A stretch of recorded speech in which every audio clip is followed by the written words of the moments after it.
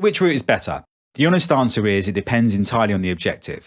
On one side, you have a direct buyer, a private off-market transaction with a single counterparty, simple structure, and very fast timelines. Indeed, in some cases, completion can take place within days. Once agreed, the outcome is highly predictable, but that comes with a trade-off on price. On the other side, you have auction, a public process that introduces multiple bidders, creates price discovery, and works to a fixed timetable. If demand is there, you may achieve a stronger result, but that outcome is dependent on bidder appetite, and it isn't guaranteed. So it really comes down to what you're trying to prioritize. If the primary goal is simplicity, discretion, and a predictable outcome, perhaps due to financial pressure, probate, relocation, tenant issues, or structural complications, a direct buyer can provide a clean solution quickly. If the objective is to introduce competition while still working to a defined timetable and contractual commitment, auction may be the stronger route.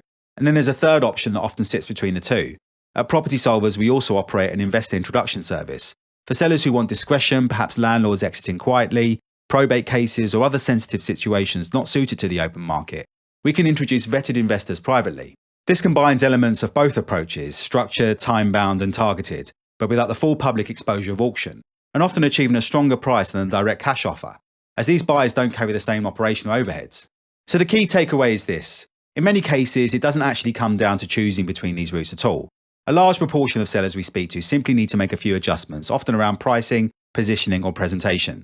And that property sells through the open market without needing to go down any of the options discussed in this video.